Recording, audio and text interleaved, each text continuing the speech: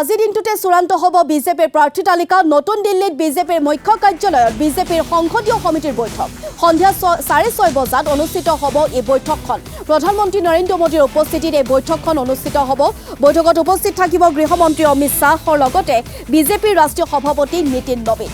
আনহাতে অসমৰ মুখ্যমন্ত্ৰী ডক্টৰ হিমন্ত বিশ্ব শৰ্মাৰ লগতে ৰাজ্যিক বিজেপিৰ সভাপতি দিলীপ শইকীয়া আৰু কেন্দ্ৰীয় মন্ত্ৰী সৰ্বানন্দ সোণোৱালো উপস্থিত থাকিব সংসদীয় সমিতিৰ বৈঠকত। এই বৈঠকৰ পিছতেই যিকোনো মুহূৰ্ততে বিজেপিয়ে ঘোষণা কৰিব প্ৰাৰ্থী তালিকা।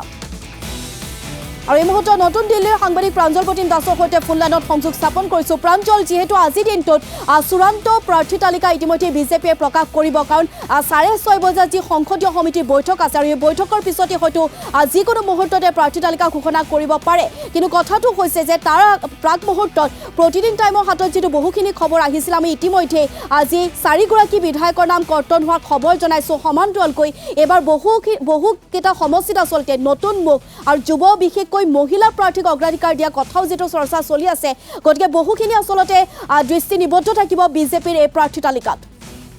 প্ৰাঞ্জল, নিশ্চয়কৈ জুবি আৰু কিছু সময় পিছতে বিজেপিৰ বহু প্ৰত্যাশিত পাৰ্লিয়ামেণ্টাৰী বোৰ্ড, যি সৰ্বোচ্চ নীতি নিৰ্ধাৰণকাৰী সংস্থা বিজেপিৰ, তেওঁলোকৰ বৈঠক অনুষ্ঠিত হ'ব। বিজেপিৰ মুখ্য কাৰ্যালয়ত এই বৈঠক অনুষ্ঠিত হ'ব, য'ত প্ৰধানমন্ত্ৰী নৰেন্দ্ৰ মোদী উপস্থিত থাকিব আৰু বিজেপিৰ ৰাষ্ট্ৰীয় অধ্যক্ষ লগতে পাৰ্লিয়ামেণ্টাৰী বোৰ্ডৰ সকলো সদস্য আৰু অসমৰ পৰা কেন্দ্ৰীয় মন্ত্ৰী সৰ্বানন্দ সোণোৱাল, বিজেপিৰ ৰাজ্যিক সভাপতি দিলীপ শইকীয়া আৰু অসমৰ মুখ্যমন্ত্ৰী হিমন্ত বিশ্ব শৰ্মা, এই তিনিজন ব্যক্তিয়ে প্ৰতিনিধিত্ব কৰিব।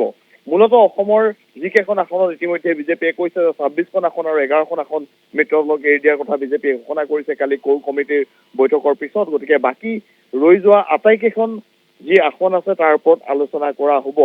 কালিৰ কোৰ কমিটিৰ বৈঠকত যিখিনি সিদ্ধান্ত হৈছে, যি পেনেল প্ৰস্তুতি কৰা হৈছে, তাতে চূড়ান্ত চিলমোহৰ লগাব আজি পাৰ্লিয়ামেণ্টাৰী বোৰ্ডে।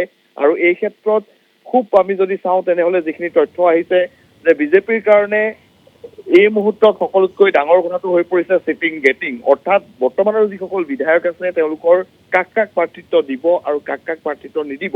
এনেকুৱা বহুকেইগৰাকী বিধায়কৰ ইতিমধ্যে যি ৰিপৰ্ট কাৰ্ড বা ছাৰ্ভে ৰিপৰ্ট বিজেপিৰ হাতত আছে, যাৰ ফলাফল আশানুৰূপ নহয়, বিজেপি আশা কৰা ধৰণে নহয়, তেওঁলোকক ৰিপ্লেচ কৰাৰ কথা চলি আছে। আৰু লগতে আমদানিকৃত নেতা, অৰ্থাৎ বিজেপিয়ে শেহতীয়াকৈ বহুকেইজন হেভিৱেট নেতাক তেওঁলোকৰ দলত যোগদান কৰাইছে, যি কংগ্ৰেছৰ ভূপেন বৰাই হওক, শেহতীয়াকৈ আজিৰ দিনটোত প্ৰদ্যুৎ বৰদলৈ হওক, তেনেকে বহুখিনি নেতা আছে বা বহু দল সংগঠনৰ নেতাকো বিজেপিয়ে ৱেলকাম কৰিছে দললৈ। সেই বিষয়খিনি আছে, তেওঁলোকে সেই পেনেলক লৈ পেলাই যথেষ্টখিনি চৰ্চা কালি কোৰ কমিটিৰ বৈঠকত হৈছিল। আৰু আজি যি চূড়ান্ত পেনেল আছে, সেই চূড়ান্ত পেনেলত চিল মোহৰ মাৰিব বিজেপিৰ সংসদীয় বোৰ্ডে। আৰু এই ক্ষেত্ৰত যথেষ্ট জটিলতাৰ সন্মুখীন হৈছে শাসকীয় দলটো, কাৰণ বহুকেইগৰাকী বৰ্তমানৰ যি বিধায়ক আছে তেওঁলোকে হয়তো প্ৰাৰ্থিত্ব নাপাব পাৰে। আৰু আজি মুখ্যমন্ত্ৰীয়ে এটা ইংগিত দিছে যে এইবাৰ বিজেপিয়ে অগ্ৰাধিকাৰ দিব যুৱ আৰু মহিলা প্ৰাৰ্থীক। গতিকে তেনে ক্ষেত্ৰত হয়তো ভাগ্য এই ক্ষেত্ৰত মুকলি হ'ব পাৰে, উদয় হ'ব পাৰে বহুকেইজন নতুন প্ৰাৰ্থীৰ। অৰ্থাৎ যিখন আমি লিষ্ট দেখা পাম, যিখন চূড়ান্ত প্ৰাৰ্থী তালিকা দেখা পাম, তাত বহুকেইগৰাকী অৰ্থাৎ 5ৰ পৰা 10গৰাকী আমি দেখা পাম যুৱ আৰু মহিলা প্ৰাৰ্থী। এই ধৰণৰ এটা ইকুৱেশ্যন এই মুহূৰ্তত ফৰ্মুলা আছে। গতিকে কিছু সময় অপেক্ষা কৰিব লাগিব। আশা কৰা হৈছে আজিৰ নিশাৰ ভিতৰতে 9 বজাৰ পৰা 10 বজাৰ ভিতৰত বিজেপিৰ প্ৰথম যিখন তালিকা, সেই তালিকা হয়তো প্ৰকাশ পাব। নিশ্চয় প্ৰাঞ্জল, এই মুহূৰ্তত আপোনাক ধন্যবাদ জনাইছোঁ শেহতীয়া আপডেট আমাক জনোৱাৰ বাবে। আৰু 6:30 বজাত যিহেতু বিজেপিৰ মুখ্য কাৰ্যালয়ত সংসদীয় সমিতিৰ যি বৈঠক আছে, আৰু বৈঠকত প্ৰধানমন্ত্ৰী নৰেন্দ্ৰ মোদীৰ উপস্থিত থাকিব, তেখেতৰ অধ্যক্ষতাত এই বৈঠকখন অনুষ্ঠিত হ'ব।